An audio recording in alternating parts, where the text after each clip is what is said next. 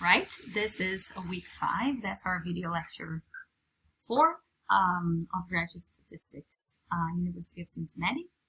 I left you off with this important set of findings in this random experiment. I have my female pile, where representing the number of decisions made by the supervisors to promote the file.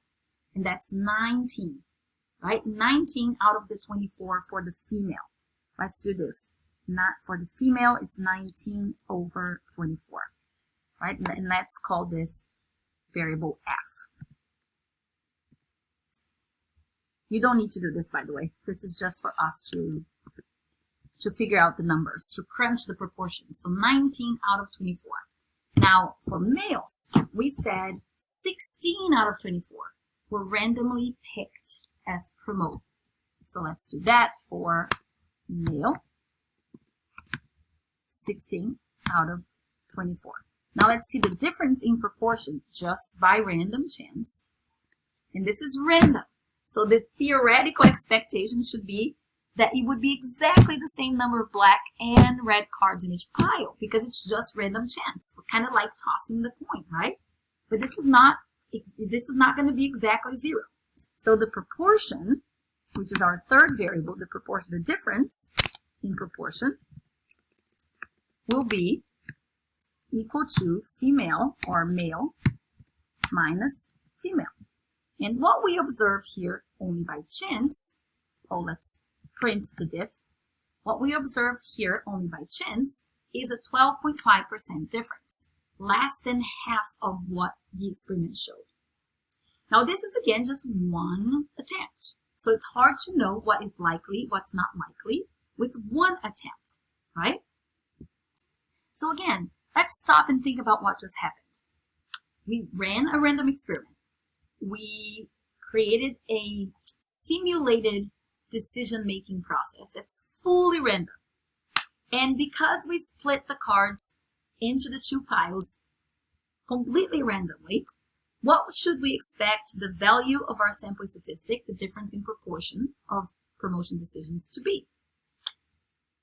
And the answer here would be 0, right?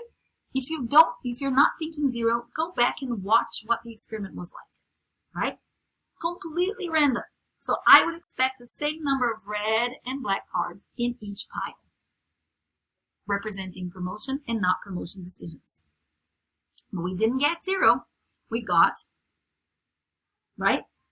That being said, the observed value was not exactly 0. Even in this random situation that there is no gender bias involved, we saw a difference of 12.5%. And that's due to sampling error, as we discussed. Kind of like when you toss the coin 10 times, the theoretical expectation is, that you would get 5 and 5, but, due to random chance alone, you could have 6 and 4, right? And that would not be that unlikely.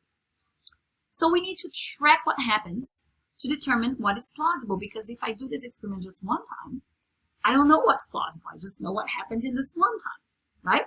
So what would mean to create a random experiment would be that we would compute the statistic of interest, which we did, which was, we counted how many promoted cards in each pile. We did that. We computed the percent of promoted cards in each pile. We did that. And then we subtracted the proportion of females from males, and we got our statistic, which was 12.5%.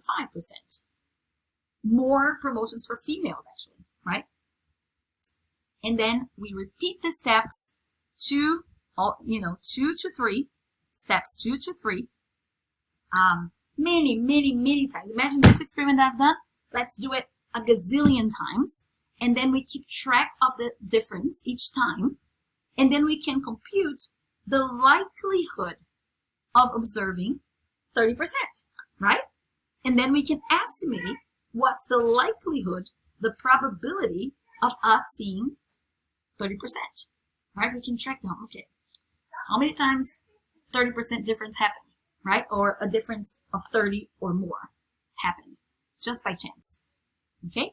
If a difference of 30% or more pretty much never happens in this random situation, we would be like, that's not very common on a random situation like this to see something like 30. So this data that we just discussed on this experiment suggests that something might be going on, right? So when we run an experiment like this, if we were to run it a gazillion times, which would be extremely tedious, there's two possibilities that could occur. If results from this little simulation look like the data, that is, if you typically see a difference of 30% in promotion, note that we saw 12.5, but imagine if I ran it multiple times, differences of 30% or more showed up quite a bit, right? If we see that this is typical, then nothing is going on. The 30% of that experiment would not necessarily indicate gender bias. It could be just by chance. And then we would have to conclude that promotion and gender are likely independent. The null hypothesis should be retained. Now, if results from the simulation do not look like data, so imagine we keep repeating and we keep only seeing numbers like 5% difference, 12% difference, a lot of 0% differences, so on and so forth, then we would be like, we don't see in random situations a difference that's that large, at least that large.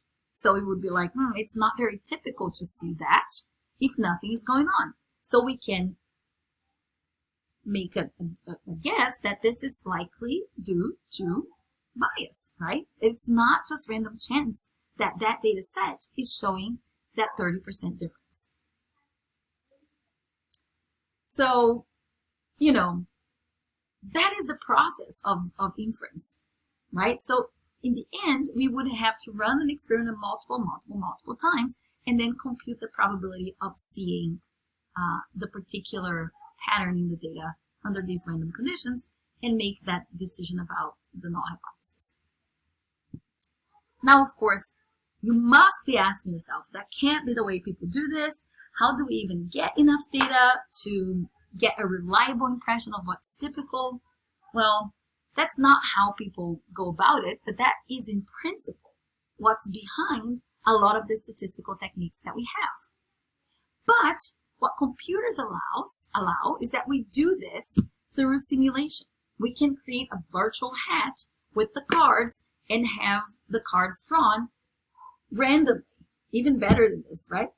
Randomly from the hat, and we can do the counts, and we can compute the proportions and the difference between the proportions, and do it a gazillion times in 2 seconds. Want to see how? We'll do it on the next video. So come back and we'll watch it together. We'll go through this together. Okay? See you soon. Bye-bye.